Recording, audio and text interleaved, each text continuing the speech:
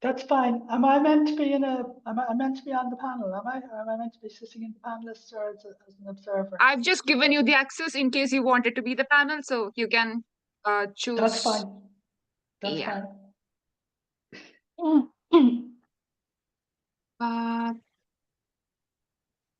Yeah, we have a few of our guests, our attendees here. We have 3 of them. Maybe we can give few minutes before we start. Okay.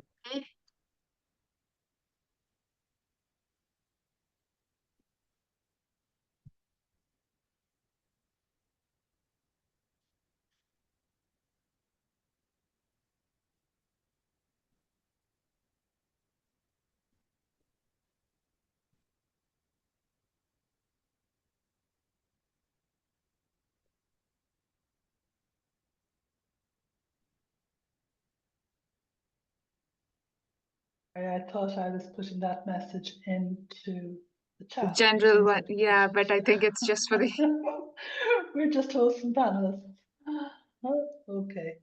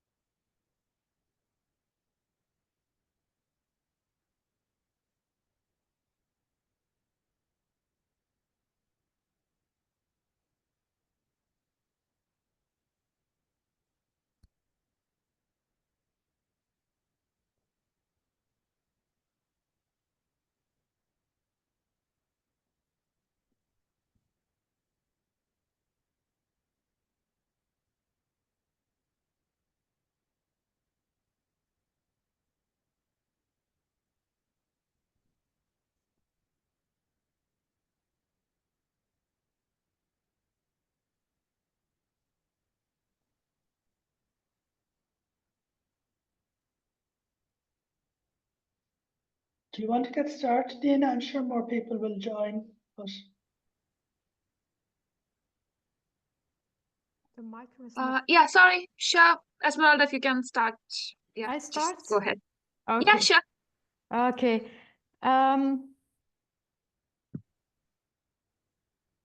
Oh, that's too quick.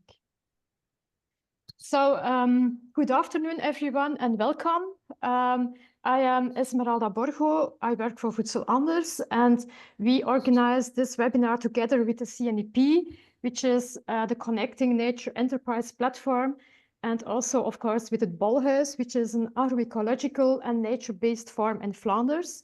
This webinar is organized within the GoNaturePositive project. During this webinar, we will give 3 presentations. The first one is a very short one from myself as an introduction, before I will give the floor to Kurt Sannen from Het Bolhuis. And I will give myself the final presentation as a representative of the GoNaturePositive project.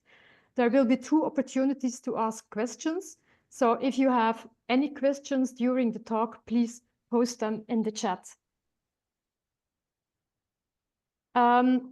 To start, as I said, I work for Voedsel Anders, which is a movement that aims for a transition toward a fair and agroecological food system in Flanders, which is the northern part of Belgium. At the moment, we have 30 member organizations, and we are still growing. Our members are environmental NGOs, organizations of the Global South movement, and small agricultural organizations, like, for example, the Flemish organic sector and others, of course, as well.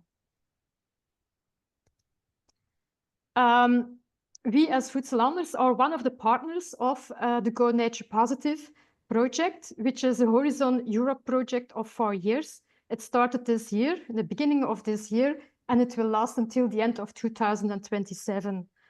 This project aims to accelerate awareness and transformative action towards a nature-positive economy among policymakers, investors, businesses, and the wider society. To test the theoretical concept against practice, there are several project partners who are somewhat closer to that practice, each for different sectors. We as Voedselanders will apply the concepts and the concepts of nature-based solutions and the nature-positive economy and the agri-food sector, and we will do so from an agroecological perspective. But now I would like to do a very small survey with you to know who is in the room and what you think of a nature-positive economy in relation to agriculture. So please go to www.menti.com and tick in the codes 5287 6539. And now I will change my screen to there.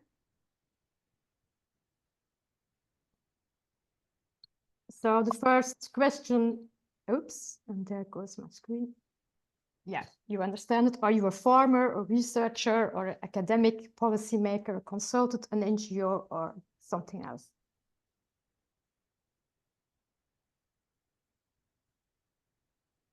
In fact, I don't know exactly with how many people we are at the moment. So I don't know if I still have to wait or not. Okay, I move to the next question. Do you consider your company or your organization or your farm or whatever your organization is already as a nature-based enterprise?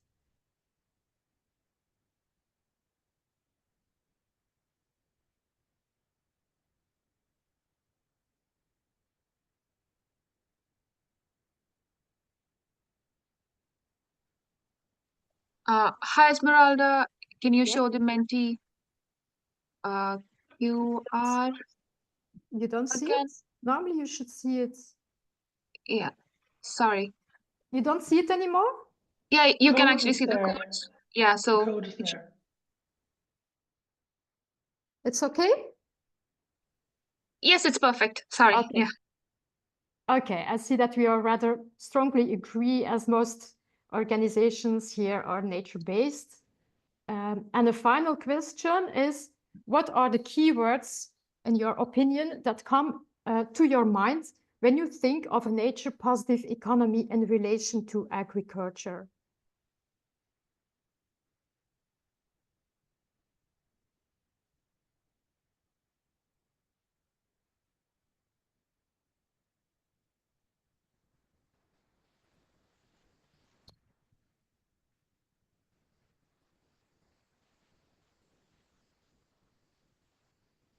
Nothing?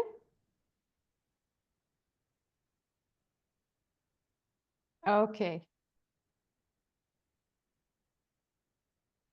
There we go.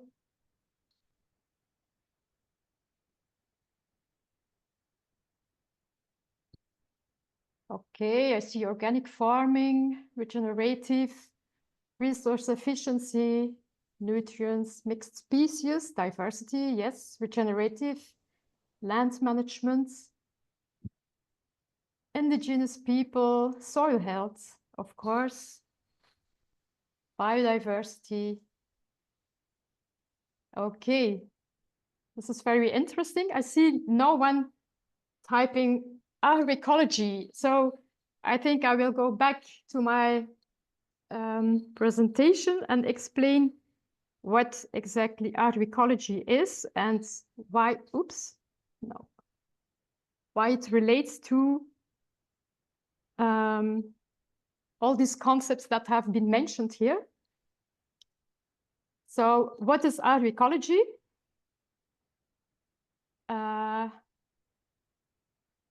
It is a holistic approach that relies on and maximizes the use of ecological processes to support agricultural production.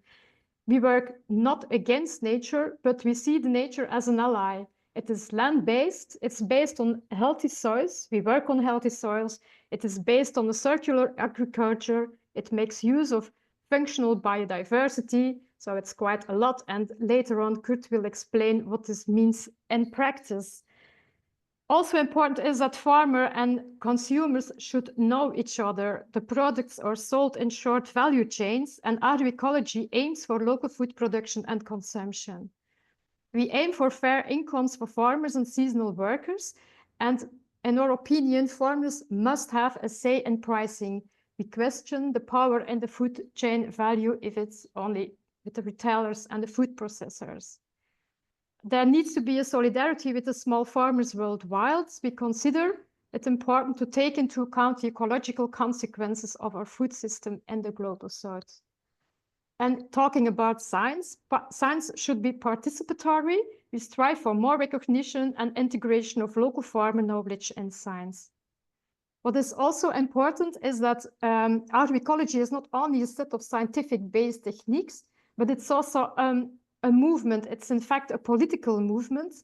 And of course, political, we should understand this in a broad sense. And also important is that agroecology is not a label or a certificate, and hopefully it will never become a label or a certificate, but it's a compass in the transition to a sustainable and resilient food system. Agroecology is an international accepted concept. On the left side, you see the 5 Gleesman levels, and there you can see that you can start from a very low level, which is no agroecological integration at all. But then a conventional farm can set a first step and increase the efficiency of his industrial inputs, like, for example, using precision fertilization with artificial fertilizers. In the next step, a farmer will work towards substitution by making use of other practices, like using compost, using farm-made compost, replacing synthetic pesticides by natural pesticides, and so on. On the third level, farmers will redesign the agroecosystem. There will be more crops, more biodiversity. There will be a balanced crop rotation. Maybe hedges, hedgerows, and trees will be introduced. Maybe it comes to an agroforestry system. A good agroecological system will make use of the shape of the landscape, and the system will become more diverse and resilient. Now, these are 3 levels that can be done by the farmer at agroecosystem level. The next 2 levels are, in fact, on the food system level. So there, it's not only the responsibility of the farmer, but also from the other players in the society. Reconnection there is a keyword where farmers and consumers reconnect by developing alternative food networks.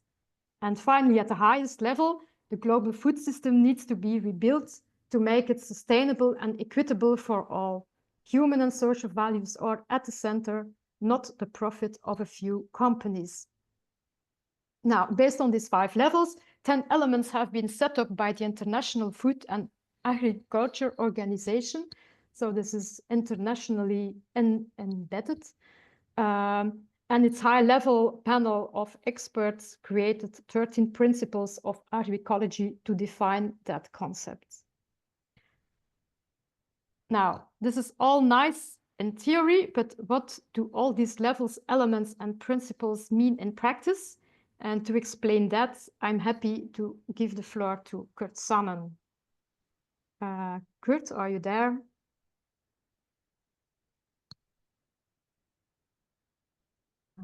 It looks like He has momentarily left the building.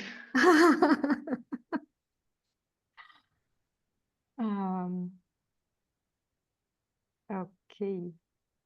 No, sorry. We give him a minute or two. He was having some technical problems in in the beginning, maybe it has to do something with that. Okay. That's quite a complex looking system though, Esmeralda, that you presented there. Yes, I know that's right. And this is also the reason why we thought it was very good to have someone to explain all this in practice, to show what he is doing and the problems that he is facing also, because you will recognize these things from his story in this very short introduction. It's also a very short introduction, of course. I want to make this as short as possible to give him the time to. Of course, but just while we're waiting for Kurt to come back there, I mean, obviously you have the 5 levels, and then you presented the 10 themes. Am I right? The FAO themes. To be involved in agroecology, then the elements. How involved does the farmer have? How many of these elements does the farmer, I suppose, have to consciously or have to implement in their practice? Well, remember in the former slide that I said that agroecology is not a label or a certificate, but a compass. And that's quite interesting because there exists a set of indicators, which is also set up by the FAO. Its name is TAPE. And there you can see how far you are already in your transition towards an agroecological system. So suppose you start, you are at level 0, sorry, at level 0, but you are in your mind, you really are convinced that it's necessary to change your system, then you can start with it. And of course, it's difficult to say that such a farmer would be already agroecological, but it starts with setting the minds, you know, and then you can measure how far you are in your system. And as I said, for the farmer, it's especially these 3 levels, level 1, level 2, level 3, and you can see with the colors which elements of principles are from which levels. Right. I'm a bit afraid that there could be a problem with Kurt. I will just turn off my mic. No. Oh, he's there. He's there. Oh, Okay. is he? There was a problem, but that problem is solved. Okay. That's a problem on a farm. Yeah, that it's some kind of coincidence that animals always escape when they don't may escape. That's the practice of an agroecological farm. That's the practice, yes. Okay, I'm going to tell you about our farm and how we want to create a positive, nature-positive economy with it. So let's start with it, Esmeralda. Yes. So I'm first going to tell you about how our farm works, and then after that I will have some kind of evaluation and look with you together with me about how nature positive everything is. Yes, that's where our farm is. It's in Flanders, part of Belgium, in the Kempen region, with a lot of beautiful nature surrounding our farm. Yes, here you see our farm. And we are really in the middle of a nature reserve managed by a nature protection organization. And we manage all the nature around our farm. Yes. We have, it looks like a big farm, 40 hectares, but 130 hectares of which is nature reserves, not owned by us, but owned by nature protection organizations, Natuurpunt, private organization, and the Agency for Nature and Forest, it's a governmental organization. And we manage for them different types of grasslands, meadows, valley grasslands, and even forests and heath lands. And then of our own, we have 10 hectares of grass with leguminoses, with clover, lucerne, which is food for winter for our animals. We have, yes, we have 50, yes, Esmeralda, we have 50 cattle. You see them here, 150 sheep, and well, now it's more 20 goats. They're all local endangered breeds, very beautiful. I love them very much. And they have a unique story, which also is very, and these kind of breeds is very good for nature conservation. And nice for me is that they are kind of low cost animals and they give slow food. And it's a very extensive grazing we do, only livestock, one livestock unit per 2 hectares, which means it takes me sometimes more than 2 hours to find a herd of cows in a nature reserve. Yes. Here you see a beautiful cow of my Kempen's red-polled cows, Kempen's roodbondrund. The name of our region here is Kempine. Kempine means that we are on poor sandy soil with a lot of heathland and forest. And there used to be here poor farmers. That has changed now, of course. And this was the type of cow which was very good for purpose for the farmers here in our region. Yes. This is the red-headed sheep from the Ardennes, which is a nearby region in Belgium. But there was a kind of transhumance 100 years ago, where this breed of sheep came from that region to the Kempine region. And that's why we have them too here on our farm. Very beautiful sheep, which are very adapted to the natural area around our farm. Yes. This is the Kempine chicken. In English, you really call them Kempines because in the States, there are a lot of breeders of Kempines. And I have them too. It's a double purpose breed which gives meat and eggs. Yes. And then we have the Kempish goat, which graze on the hills, on the heathland and in the forest. They live here almost in natural conditions. You see they have a black box around their, as a collar around their neck, which is a digital fence. Very nice to see. Thank you. Yes. So what are the economic activities on our farm? We sell our meat directly to the customer of our cows, sheep, goat, poultry, also the eggs. And we have a small scale agro-ecotourism, small scale, because we're in the middle of the nature. People can rent a donkey to do some walking, horse riding. We have also some horses. People can stay overnight in tents in the market nearby our farm. And sometimes we do wool workshops with the wool of our sheep. Yes. So the business model of our farm is that we are a low-cost farm, very simple stables. Animals are mostly outside, nature reserves. We don't have to buy that land. We have no arable farming, so no big tractors and all the machinery. We have a complete autonomy in feed. We produce all the feed of our animals ourselves. We have grass, clover, lucerne, so we have also a lot of leguminose, and they give us the proteins which are necessary for the diets of the animals. We don't use cereals, soy, or whatever. We sell our meat in short chain, so the added value goes to our farm and not to the rest of the chain. We have broadened agriculture with our ecotourism, and of course, don't forget some kind of little bit true cost accounting. We have some cap subsidies because we are organic certified.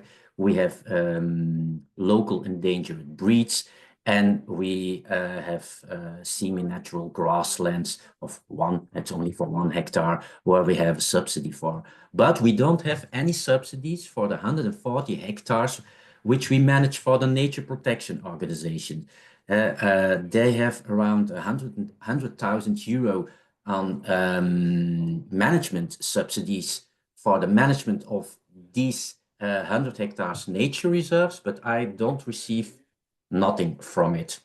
And that's a little bit a pity because I do all the work and they don't.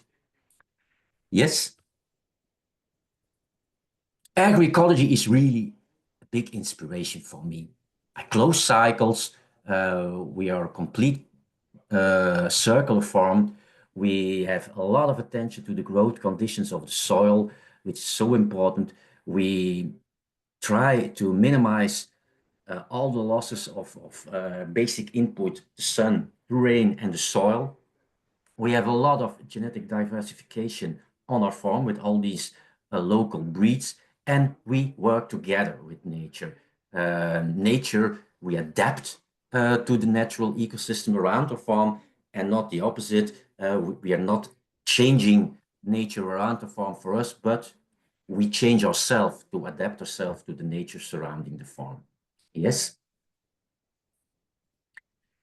So very important is that working together with the nature management organizations is really crucial for me. Without them, I would only have 10 hectares of land. So I'm very grateful to them.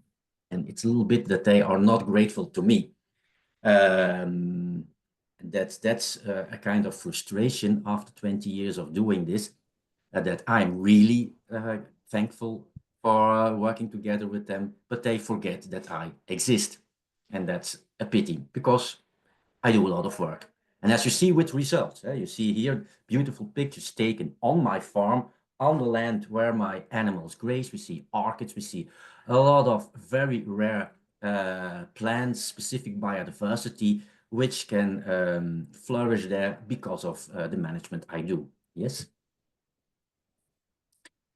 So the contribution to biodiversity, we are talking about nature positive economy. Yes, our farm is nature positive, and you can see it not only with these beautiful pictures, but if you walk around our farm, you will see it. Yes. So these are some pictures I took hanging around on my farm. And we have like black stork. It's really here. Sometimes in autumn they pass on my farm, but also raven. We have here you see orchids. I don't know the names of the plants in English, but the real botanists under you will all see how beautiful and how important this biodiversity is. Yes. So the positive impact on our farm, and I like always to, if you talked about how do we do an analysis of a business, of a farm or whatever on ecology, it's interesting to start from the planetary boundaries, because that's what really counts. Don't talk about CO2 per kilogram meat, for instance, which is bullshit. Talk on what's your impact on climate change? What's your impact on the biosphere integrity? What's your impact on land system change, and so on? So the impact on biodiversity is quite clear. We produce a lot of biodiversity. And climate change, we try to have a livestock in equilibrium with the environment. So we don't have more animals than land can bear. And which means that there is a netto carbon sequestration in our natural grasslands and wetlands, which is more than the enteric emissions of my cattle, which is very important. Often it's said cows are bad because they produce methane. No, cows are a part of a grassland ecosystem, and normally in a normal grassland ecosystem, there is more carbon sequestration because of grasslands and soil underneath the grazing animals than the methane, which is lost by the digestion of the ruminants. And so that's the case on my farm. If you put, instead of 1 livestock unit per hectare, per 2 hectare, you put 4 livestock units per hectare, like it is now in intensive farming, then cows are bad for the climate. They produce more methane than the soil and the grassland can sequestrate from the carbon in the soil. We don't use pesticides, antibiotic, GMO, and so on. The water management is completely natural, no irrigation, no drainage, and so on. And even our grazing areas are flood zones to protect cities against flooding. And our nutrient cycle is closed. We have no external inputs of nutrients. We have our own farm compost. And so, excuse me, so we are a complete circular farm. Yes. A PhD student once did research on my farm on what are different ecosystem services provided by my farm and compare it to two intensive median farms. And you see my line is the middle, and our farm produces more cultural benefits, more carbon storage in the soil, more wood and air quality than conventional farm. But of course, you see that crop and livestock production is higher in the intensive scenarios. And that's something I really feel myself because, and that's pity, all the benefits you see are almost not paid for by society or market. So I do it, but I don't get paid for it, but I have less crop and livestock production, the only thing where we are paid for, and I have less. And then this picture shows you directly why it is easier to be an intensive livestock farm than an extensive livestock farm here in our country. Yes? So, conclusions, yes. The evaluation is, of course, good.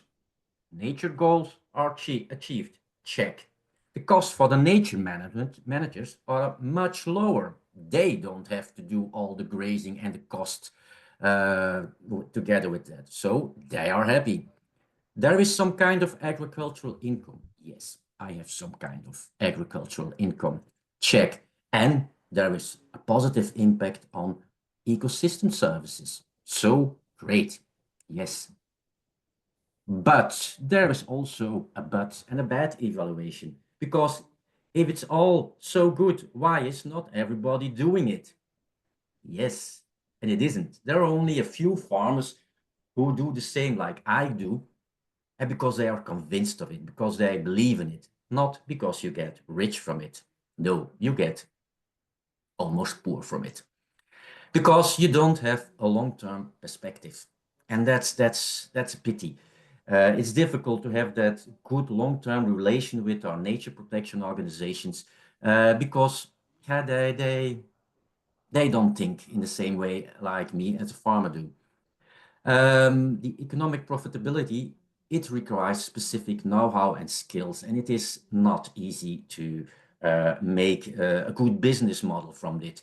And in education and in research, there is not paid a lot of attention to this kind of animal husbandry. So there's a lack of knowledge about how can we improve this farming system.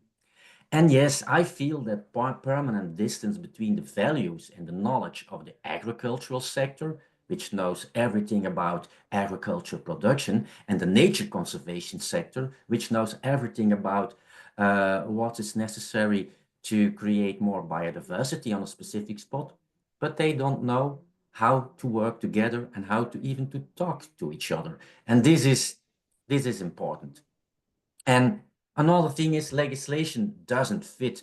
All that legislation about nutrients, about protein strategy, about biodiversity, well, it's mostly focused on scenarios where farms, agriculture, and nature is spared, is on different spots. But how you combine this and how you put this together in an agroecological way, well, legislation is not fit for that.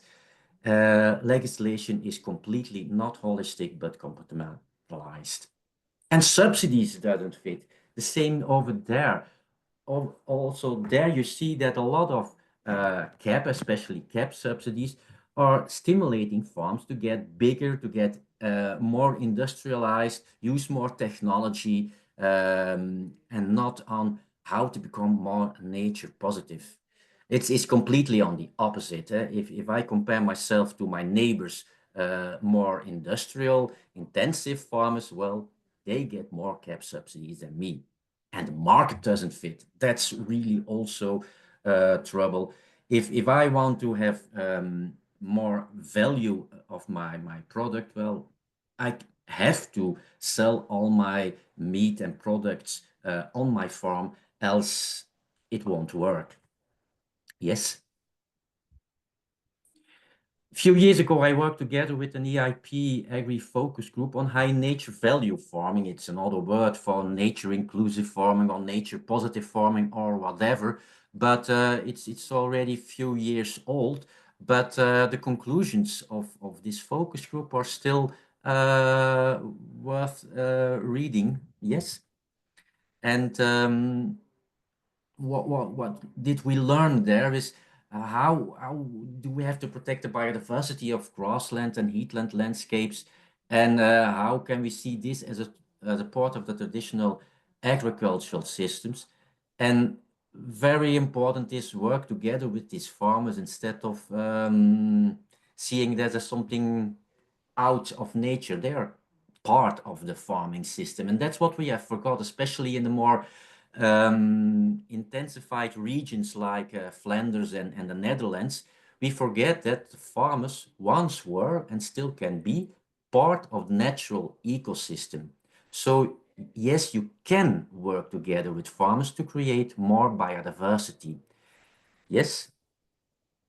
And how can you do it? Well, focus on the economic viability of the farms and the farmers who can protect your biodiversity. And how can you do it?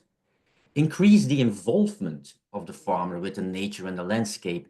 A lot of my colleagues have lost knowledge about the different biodiversity, the specific biodiversity surrounding their farm. They don't know these plants and birds anymore.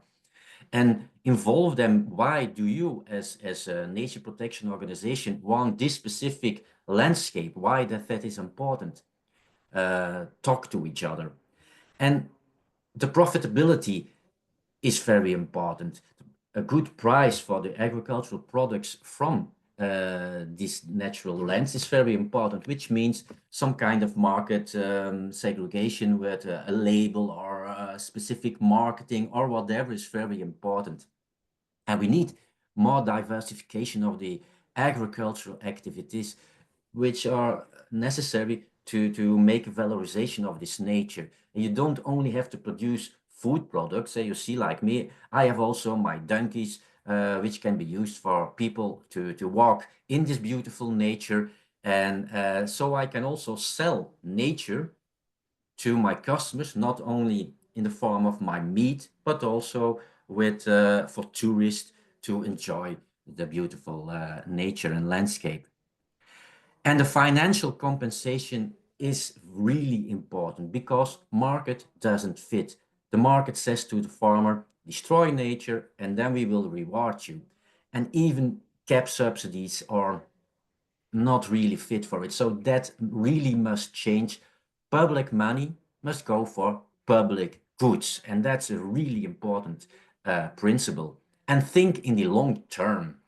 All these 1 year agreements with farmers, it doesn't work. As a farmer, you want to think in 10 years, 20 years, but not just until next year.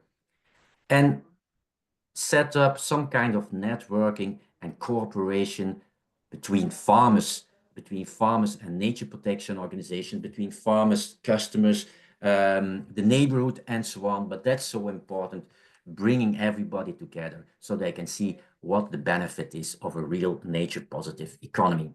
Yes.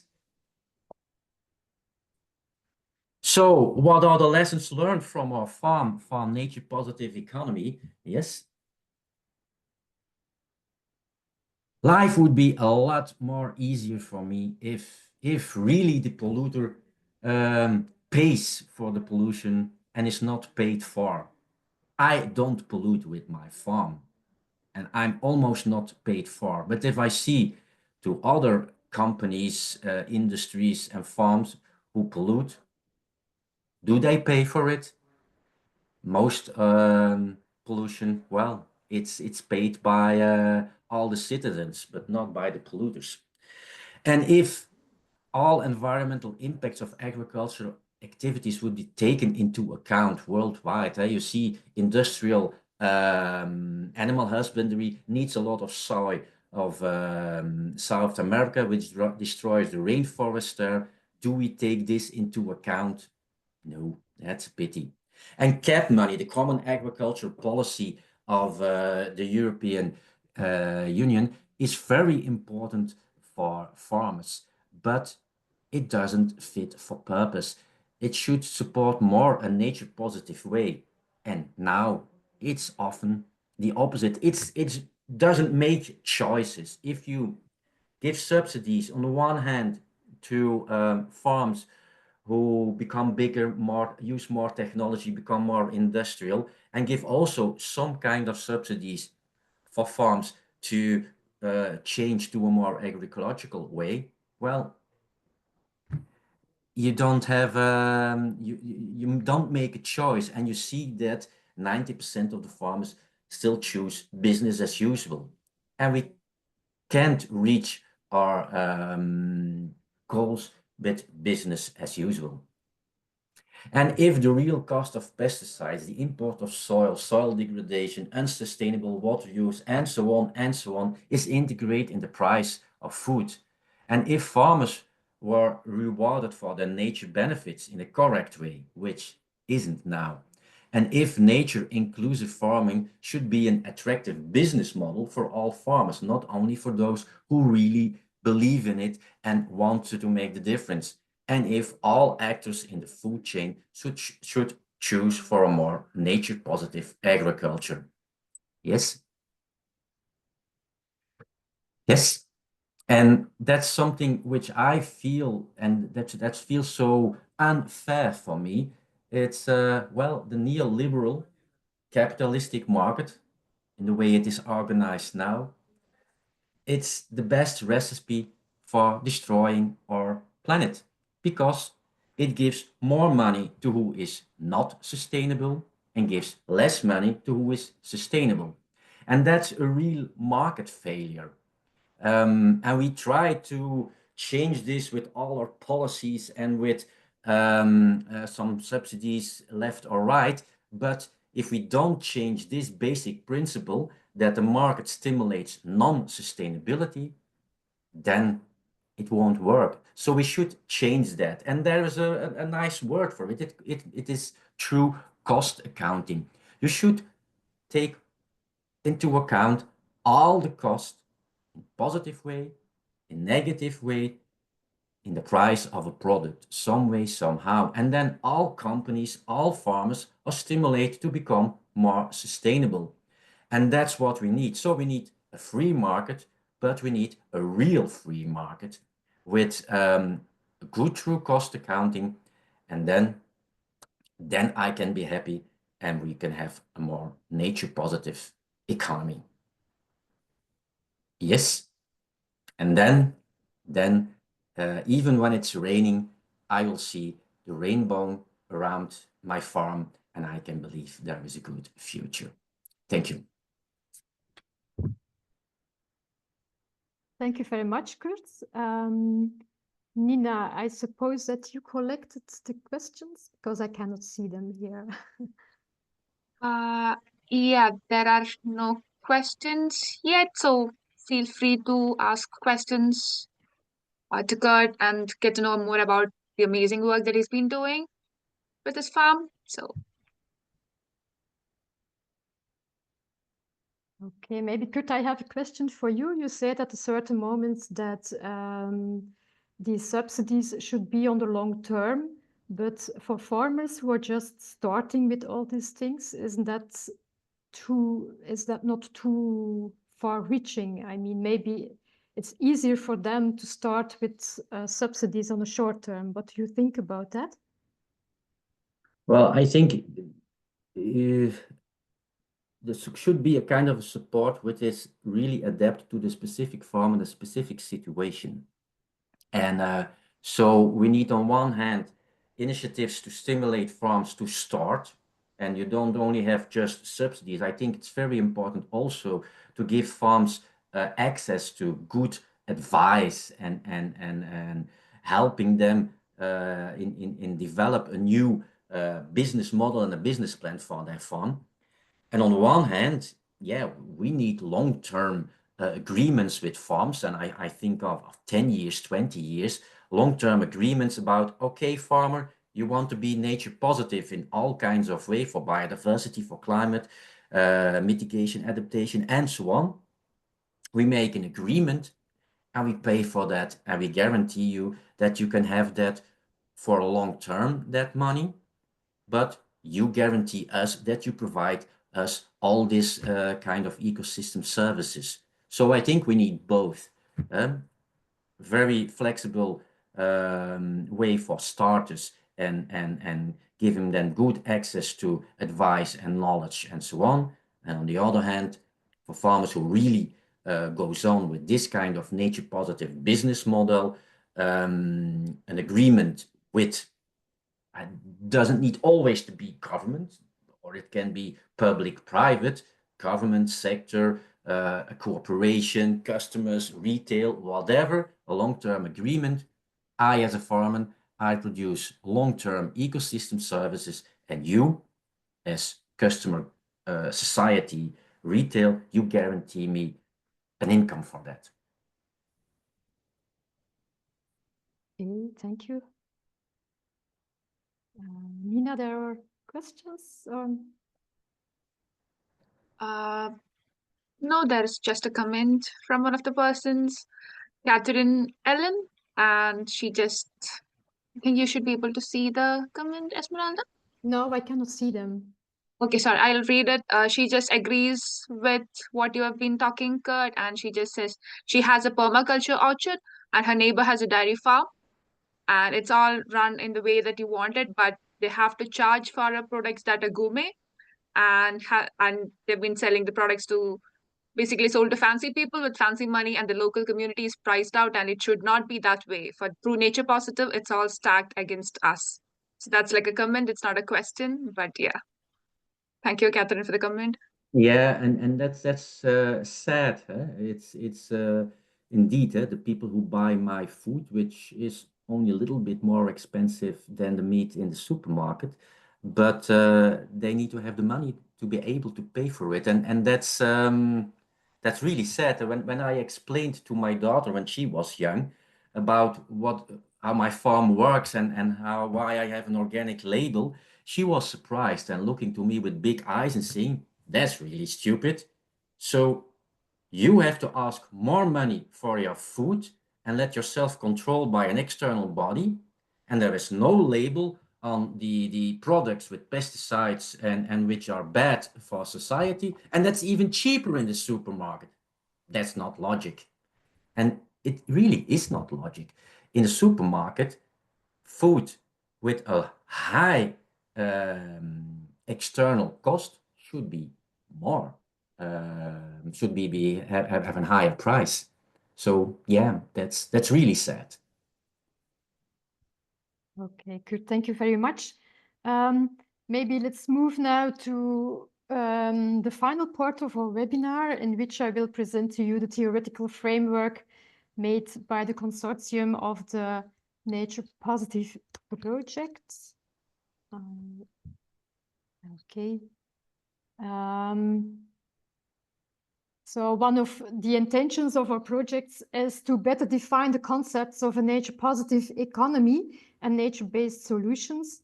And to this end, a concept note has been produced by the project partners and is now available for consultation to anyone who wishes to comment on it. The stakeholder consultation is quite important because, as this is a European project, the idea is that Europe hopefully will use our work for European policy in the future. So sooner or later, we will all have to deal with it. And so now I will briefly guide you through this concept note as a brief introduction to it. Of course, I hope you will want to participate in the survey on that afterwards, and I will also show you how to do that. Maybe also a small disclaimer. This is the result of the work of 20 project partners. For a certain part of it, we as Voedsellanders, as everybody, I suppose, have also our opinion, and I will also explain that to you. So for that reason, and to make the distinction, I brought my cap with me. to make a distinction between the concept note as a result of many talks and feedback and our own opinion as voedselanders.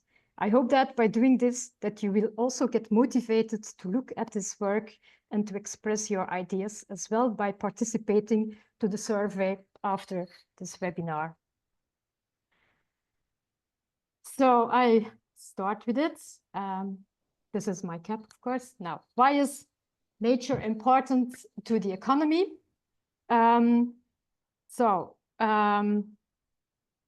Everyone and everything in society depends on nature. All humans and all businesses need a healthy planet to survive and prosper. However, nature is in a free fall. Combined with and intertwined with the climate and pollution crisis, our planet is in a perilous condition right now, with increased frequency and severity of natural disasters, resulting in increasingly devastating impacts. Transforming our business and economic systems to work with and for nature will help to reverse these negative trends.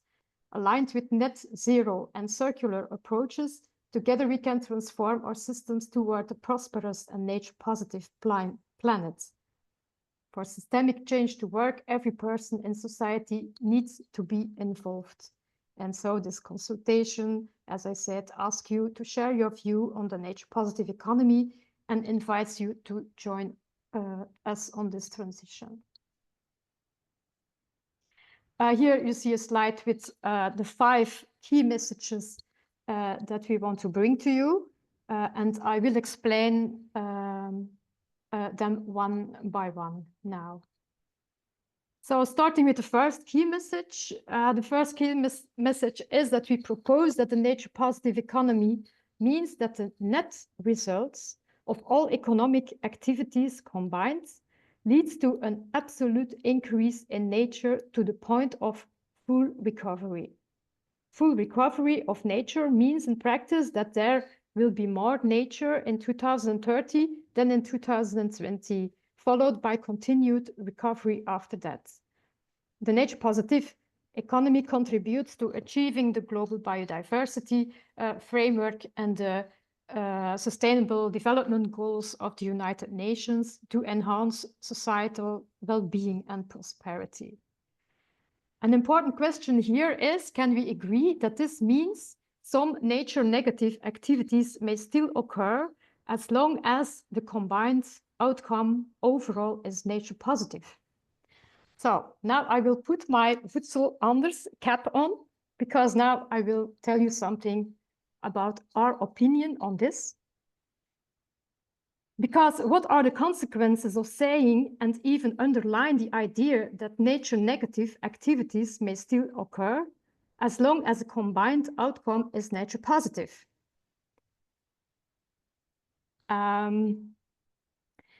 According to the mitigation hierarchy, and which is explained in the note, in the concept note itself, so according to this, an organization or a company or whatever should in the first place refrain from causing negative impacts, followed by reducing the impact that are caused. You can do that, for example, by implementing best practices.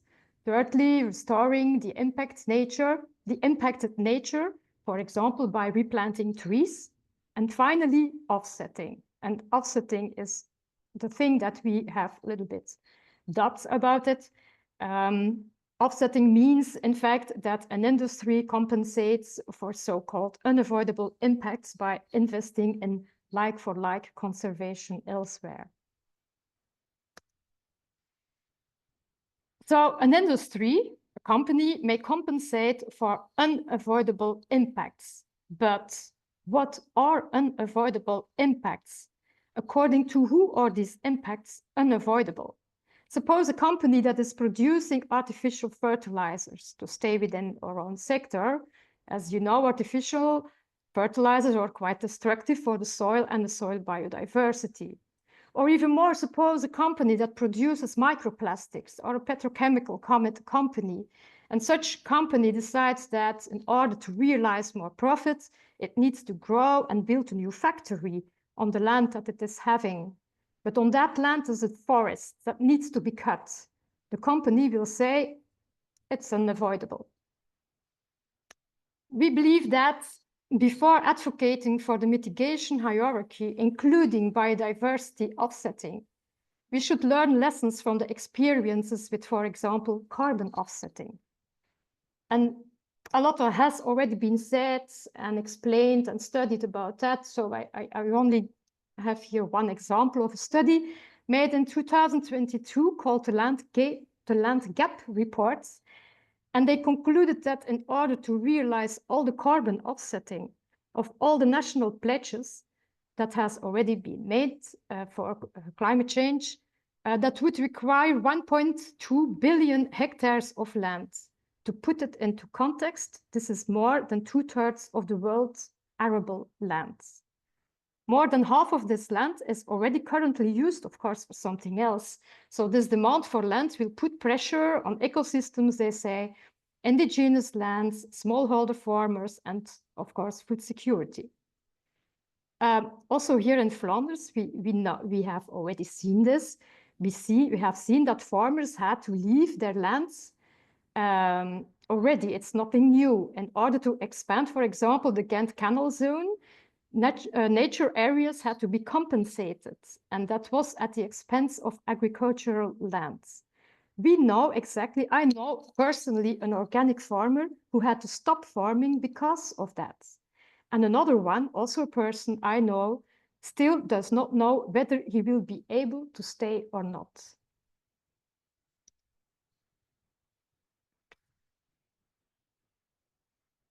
So when we come back to agroecology, we say that agroecology is a nature-based solution. We could also decide that the payments for offsetting could be used for agroecological farmers to realize nature on the land, just like Sannen is doing. But then there's a question, do we want the farmers to do these efforts not to realize more nature in the end, but to make it possible that polluting industries can still continue to grow and pollute? Yes, then they get paid for it by the private in the private way. But how will this work also in practice? That's another question that we have, because to have results, the farmer would have to get paid year after year to maintain the same biodiversity that he created with the offsetting payments. The question is this going to happen? Wouldn't it be better and easier to apply through cost accounting, as Kurt explained during his presentation? So to conclude, what we wonder is if offsetting is even justified in our neoliberal economy, or do we need a stronger government who is able to operate back within the planetary boundaries? So this was our opinion on a part of this concept note that I wanted to explain. And I don't want to convince you with that. Everybody, of course, can give his own suggestions. That's why I also give this presentation. And in the end, I will also guide you to also give your opinion in the survey. And so I will also continue with the concept note itself. The second key message is that we propose that operationalizing the nature-positive economy means that businesses, governments, and other actors take actions across multiple scales and sectors, aligning with societal factors to improve social, ecological well-being and equality. On the right-hand side, you see the several scales from local, you see, to global. The sectors here, you see the sectors that are involved in the GoNaturePositive project, but of course there are other sectors which are important as well. And the societal factors, these are prosperity, equality, and human well-being. And in the middle circle, you see all the target groups of our project also. So what kind of actions are needed? There are three kinds of actions needed in our opinion. First, reducing nature negative impacts.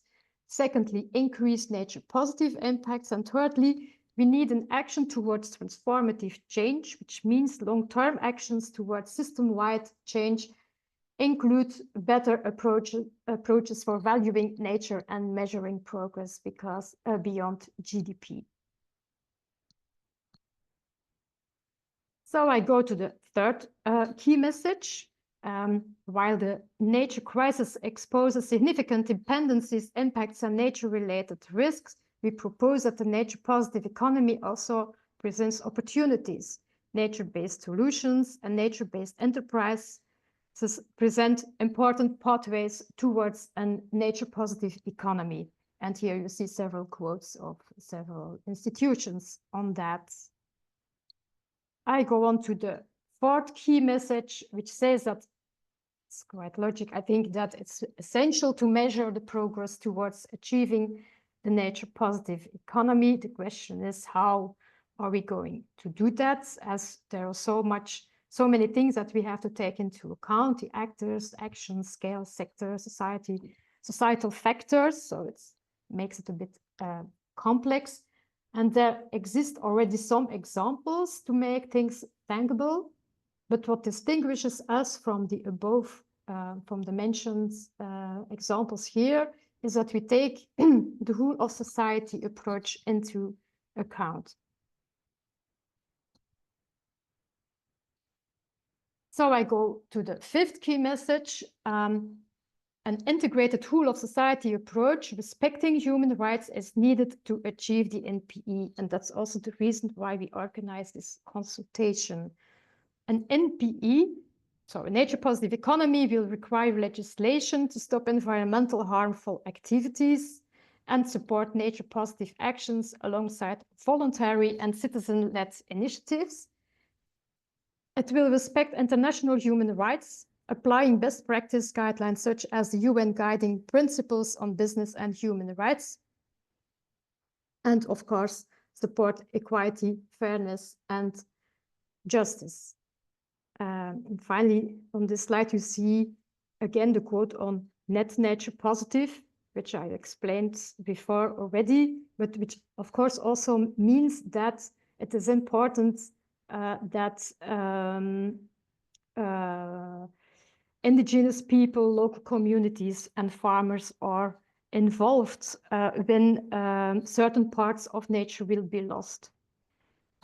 Maybe again, as voedselanders, we also want to stress that it is important to involve these groups not only for the nature that has to be lost, has to be destroyed, but also for the new nature that will be created, as I explained before. So I come to my final slides. Of course, that was very quick, and the concept note is much more than that. It gives much more details, and you can read it on the website, www.GoNaturePositive.eu, and I will try to go there now. So then you come here to our website. If you scroll a little bit down, you have here the button to participate. And if you scroll further down, here you have the texts, the longest texts, 50 pages, the concept note itself. You can find it here on your right side. There is an executive summary of 12 pages. There's a slide deck with more or less the PowerPoint that I have showed now. And there's even a one-pager also visualizing the 5 key messages that we have on the nature-positive economy. So this was my presentation. Thank you very much for your attention. I don't know if there are questions. I will stop sharing my screen now.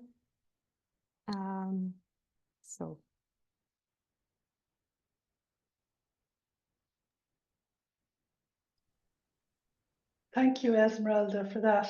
I also put the link to the feedback form into the chat if anybody missed it on the presentation. But if you haven't already completed the survey or the consultation, please take the time to do so. We'd be really thankful to get your feedback. Just after 3 o'clock now. I don't see any further comments coming in the chat or in the Q&A, but thank you to everybody that dialed in this afternoon, to Kurt, to Esmeralda. Thank you very much for giving your time and for the efforts you went into putting this webinar together. To Nina, thanks for organising at the technical end, and thanks everybody for dialing in. Our next webinar takes place, I think, next week. Nina, do you have the date, time, topic? Yes, we have the next webinar on the 19th, and it is on mainstreaming regenerative forestry, and it will be delivered by Etifor. So yeah. Hopefully we might see some of you there at that. Yeah. Thanks everybody. Have a good afternoon. Thank you. Thank you. Bye-bye.